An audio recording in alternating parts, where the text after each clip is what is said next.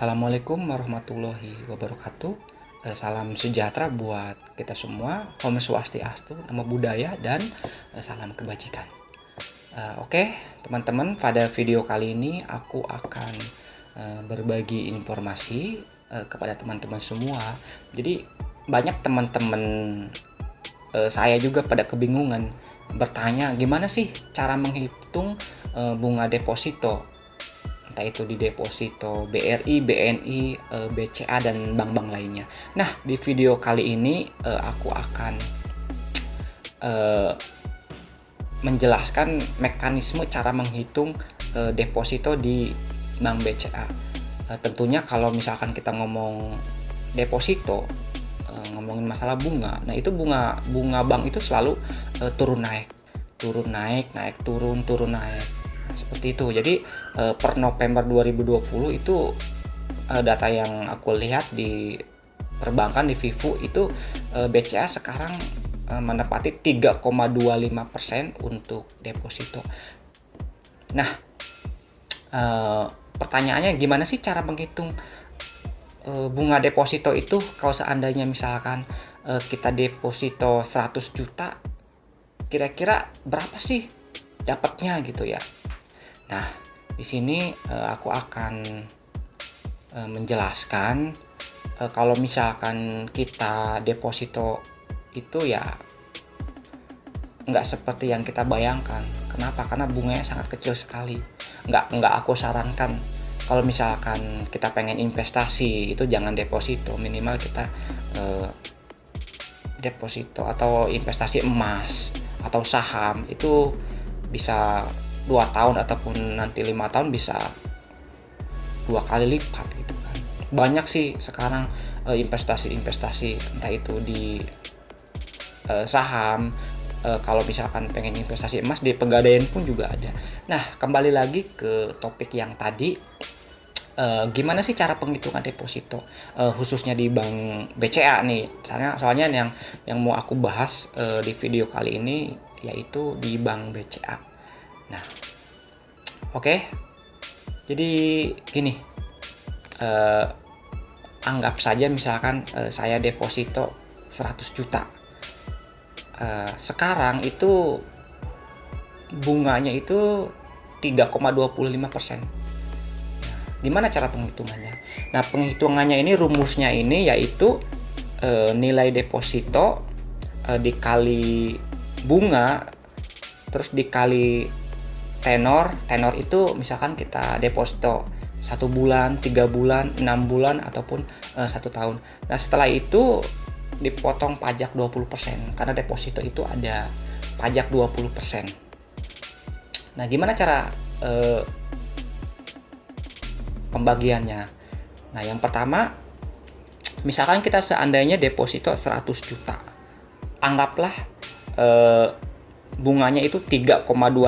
Jadi 100 juta dikali 3,25% itu sekitar 3.250.000. Nah, kalau kita ambil yang 1 bulan berarti kita tinggal dikali, contohnya 31 hari. Jadi 3.250.000 dikali 31 hari dibagi 365 hari atau dibagi 1 tahun. Nah, hasilnya itu sekitar 276.027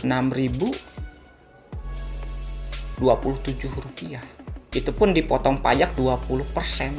Jadi hasil yang setelah kita terima setelah potong pajak 20% itu cuman 220.000. Jadi kalau misalkan kita deposit 100 juta dengan tenor 1 bulan cuman terima 220.000. Nah, beda kalau misalkan kita 100 juta tenornya anggaplah 3 bulan misalkan. Nah, jadi 100 juta dikali bunga 3,25% artinya 3.250.000. Nah, dikali 1, kita ambil dulu 1 bulan. Nah, itu setelah kita kali 1, kita bagi 12 bulan, hasilnya 70.833.000. Setelah kita potong pajak 1 bulan itu hasilnya 216.000. Jadi kalau misalkan kita investasi 100 juta tenor 3 bulan, jadi 216.000 dikali 3 bulan itu sama dengan 650.000, kurang lebih seperti itu. Jadi sangat kecil sekali.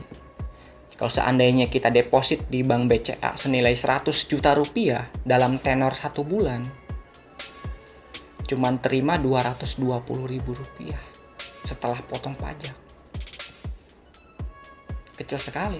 Jadi kalau misalkan kita investasi di bank, nggak usah tanggung-tanggung, mendingan kita investasinya 1 miliar. Ya kalau 1 miliar berarti tinggal dikali 10 aja, ya kan? Ya kalau 1 miliar ya berarti per bulan kita dapat 2 juta untuk bunga sekarang ya. Soalnya kalau bunga Bank BCA itu suka naik. Nah, seperti itu.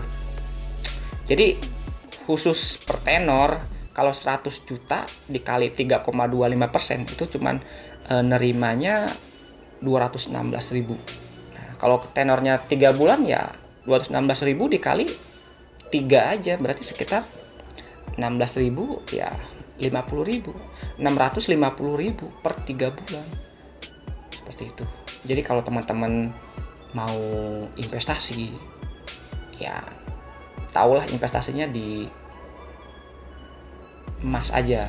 Kalau misalkan mau main investasinya setengah di bank, setengah lagi di investasi emas gitu. Deposito maksudnya. Jadi sangat kecil sekali. Jadi kalau misalkan teman-teman